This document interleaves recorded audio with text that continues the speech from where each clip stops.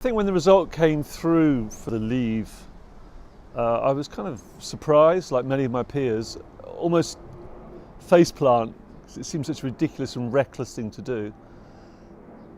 But also, there was a need to, there was a kind of a willingness to understand why maybe that had happened and why these people aren't ignorant and they aren't racist. They have a reason for doing this. Why has that happened? So it's sort of a need to understand, perhaps. I think to describe in one word how I feel about the Brexit vote 18 months ago, the situation is absurd. It's still an absurdity. The little schoolboy scrap in the Conservative Party should see Britain heading towards a set of economic and social outcomes that are going to be disastrous is absurd. It's ridiculous. I have some sympathy with the idea that the Leave vote by the Brexiteers, if you will, was a revenge on the metropolitan elite and on the city. I think the British economy has been mismanaged for several generations now, and the economic fortune of those outside the gilded southeast has diminished, and they feel like they're not understood. That's expressed through some ignorance in terms of maybe attitudes towards immigration, but also because they have legitimate grievances which aren't being addressed by central government. But also we're living in a time of extraordinary change with the spread of the web technologies, mobile telephony, roboticization, IT, all the norms, all the standards that were there, are now being undermined by a shift to a new paradigm almost. So part of what's happening with Brexit is a response to that. That's only part of it. But also there's kind of a disparity in wealth, and that needs to be addressed. So I had the opportunity to speak to Brexiteers about what I think about their decisions. I would acknowledge that they have grievances. They're not just ignorant racists or fools, as maybe my peers might perceive them. They do have a point, and it needs to be heard. Some of it is very much legitimate, some of it isn't, but we should listen to what they have to say and try and understand, rather than just understanding them as being, I don't know, racist. They're not racist, of course not. They're people. I don't think it's changed the way I perceive the UK. I guess it ain't done yet.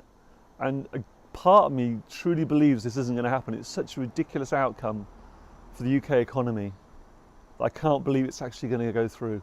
All the powers that be seem to be against it, all the banks, the city, manufacturing, the liberal elite, and yet it happened. It happened, I guess, as a very much as a protest vote, and also as a vote based upon a set of lies, the £350 million NHS battle bus or whatever that thing was, which never was. So it's in my spirit, I suppose. It's hard to believe something will happen when it's so evidently wrong. As to where the UK lies in the world, well, we still haven't figured that out for ourselves. We still have to make an accommodation with our fantasy notion of ourselves as a great empire, which passed, what, in 1945, if not in 1918. But still we cling on to it. It's a nifty way for power to manipulate the poor, the working classes in this country, divide and rule. So, is Britain any less great? It never was particularly great in the first place. We should make an accommodation with ourselves. We should be at peace with ourselves and accept our role. I don't think hard Brexit is going to happen. I can't imagine this minnow that is Britain becoming a major trading partner trading actor in the world without the support of the European Union. That just seems untenable. Not up against the likes of the US, China. As to where we'll be in 5 or 10 years' time, it's very hard to know. The Chinese Prime Minister, Zhou Enlai, once was asked what he thought about the French Revolution, and his reply was, well, it's too soon to say. Has Brexit affected my professional life? No, I don't think so. This ward of this constituency returned the greatest Remain vote in the UK, Gibraltar aside. That's Gibraltar for you. So people are very pro-Remain here. So I have no sense of losing clients. I don't think the people here in London will suffer. Ironically, the people who suffer, the people who probably had the most to gain from the EU, who voted Leave. People where EU grants were going in and raising people's standard of living. They're the people who are going to suffer.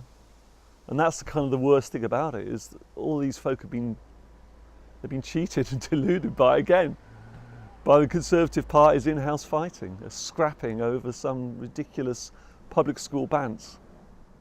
I think there's a real confusion in me. There's all manner of thoughts welling up, all many strands of thinking that are leading away, which I think is about identity, about how I perceive my place in Britain and Europe and in the world. And I imagine everybody else has a kind of similar chaotic sense of how it all works. At least I like to imagine they do. So trying to express that succinctly is very difficult, because it is such a complex stream of thought full of myriad details. So it just seems ridiculous. It's an absurdity to try and close off in a world in which being open to the world seems to be the future.